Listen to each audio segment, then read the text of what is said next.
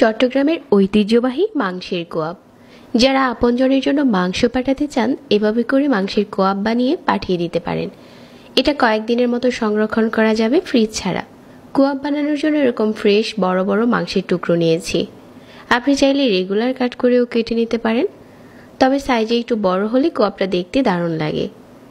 এখন এখানে 2 টেবিল চামচ দিয়ে দিলাম আদা বাটা, 1.5 টেবিল চামচ রসুন বাটা, 1.5 চা চামচ লাল মরিচের গুঁড়া, ধনিয়ার গুঁড়া দিয়ে দিচ্ছি 1.5 চা চামচ, ভাজা জিরার গুঁড়া 1 চা চামচ, গরম মশলার গুঁড়া 1 চা চামচ, হলুদ গুঁড়া 1/2 চা চামচ, 1 চা চামচ লবণ দিয়েছি আর 1/2 কাপ দিয়ে দিচ্ছি রান্নার তেল। তেল মশলা মাংসের সাথে খুব ভালো করে মিশিয়ে নিচ্ছি। কোয়াবটা হাড় ছাড়া মাংস দিয়ে বানাতে হয়।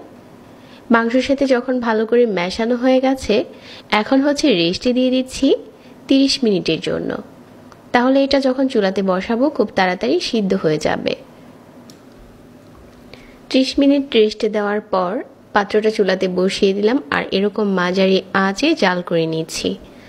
মাংস থেকে অনেকটা পানি উঠবে, আপনি চাইলে একদম অল্প আঁচে ঢাকনা দিয়ে ঢেকে সিদ্ধ করে নিতে পারেন ভালো করে।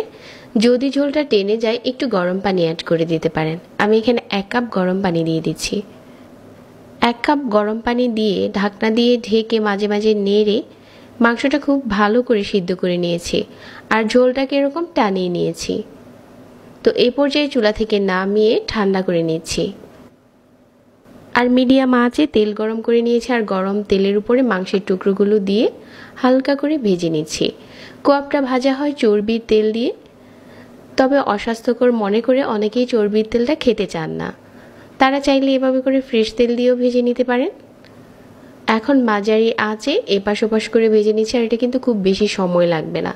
তেলে দেওয়ার পর দেখা যাবে যে সাথে সাথেই কালার চলে এসেছে। এই কোয়াবের মাংসটা আপনি কয়েকদিন রাখতে পারবেন, ফ্রিজ ছাড়াই এটা ভালো থাকবে। তো এভাবে করে ভেজে আমাদের মাংসের কোয়াবটা রেডি হয়ে গেছে। আর দেখেন এটা কতটা সফট হয়েছে। চুলার আঁচ কমিয়ে যদি মাংসটা সিদ্ধ করেন মাংসটা অনেক নরম হয়। দেখলেন তো মাংসের কোয়াবটা বানানো কত ইজি। আর প্রতিটা মাংসের টুকরো এত বেশি সফট হয়েছে যে আপনি চাপ দিলেই একদম খুলে আসছে। চাইলে প্রিয়জনের জন্য এভাবে করে বানিয়ে পাঠিয়ে দিতে পারেন। আজকের রেসিপি ভালো লেগে থাকলে পেজ ফলো করে রাখবেন প্রতিনিয়ত নতুন রেসিপি পেতে। সবাইকে ধন্যবাদ জানিয়ে আজকে এখানেই বিদায় নিচ্ছি। আল্লাহ হাফেজ।